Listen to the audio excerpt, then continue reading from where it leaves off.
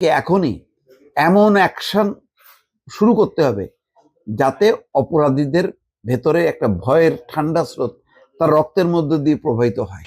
দেখেন দর্শক, আমরা কোন পর্যায়ে আছি একটা ছবি দেখায়, দেখেন, দেখছেন?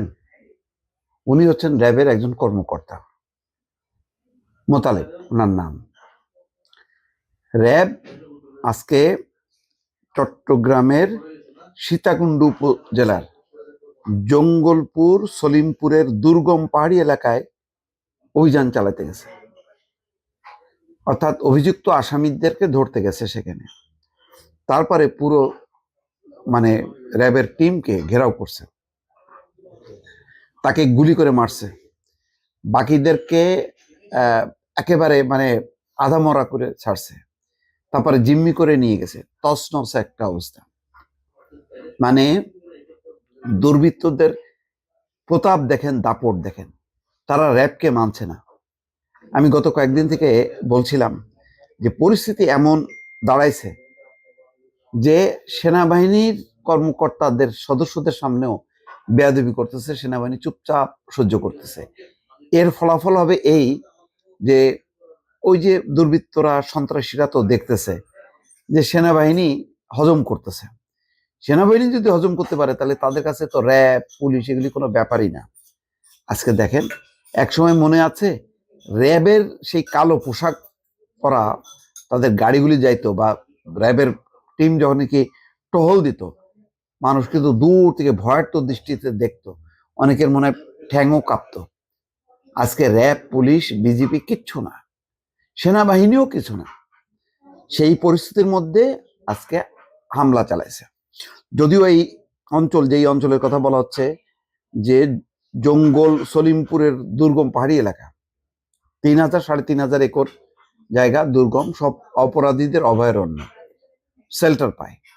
এবং এখানে এর আগে সাংবাদিকরা আহত হয়েছে সংবাদ কাভার করতে, যে অন্যান্য পর্যায়ের কর্মকর্তারাও, পুলিশ সহ বিভিন্ন পর্যায়ে ছোটখাটো আহত হয়েছে, ঘেরাও হয়েছে। সেখানে অক্ষতভাবে কেউ ফিরতে পারেনি। কিন্তু র্যাবের মতন বাহিনী, যেই বাহিনীতে নানা সেনাবাহিনীর সদস্যরা থাকে, পুলিশ থাকে, বিজিবি থাকে, নানা বাহিনীর সমন্বয় র্যাব, আপনারা তো নিশ্চয়ই জানেন, যার নেতৃত্বে থাকে হচ্ছে সেনা কর্মকর্তারা। সেই জায়গায় তারা হামলা চালাইছে। কিসের নিরাপত্তা?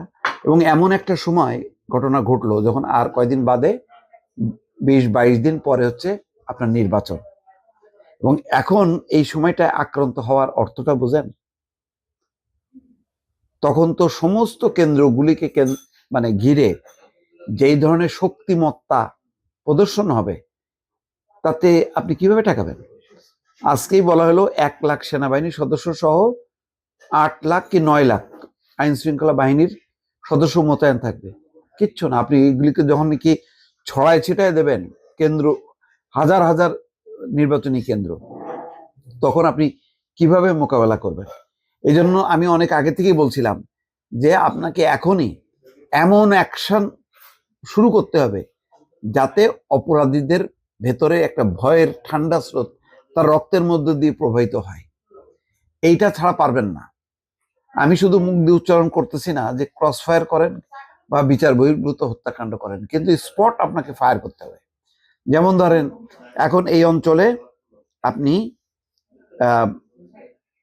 অভিযান শুরু করছেন, সেই সন্ত্রাসীদেরকে ধরার জন্য অভিযান শুরু করছেন। এই অভিযানটা যদি খালি হাতে আপনি ফিরে আসেন,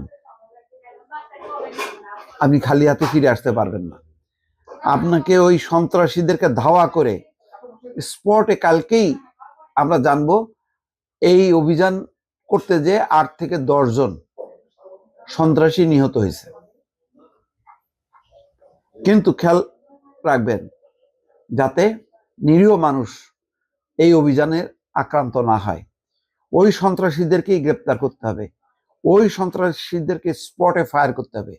যদি এটা করা না হয়, এই ঘটনাটা যদি হজম করে র্যাব, প্রশাসন, সরকার, বিপদ হবে। বিপদ কিন্তু এগুলি সিগন্যাল, বিপদের সিগন্যাল।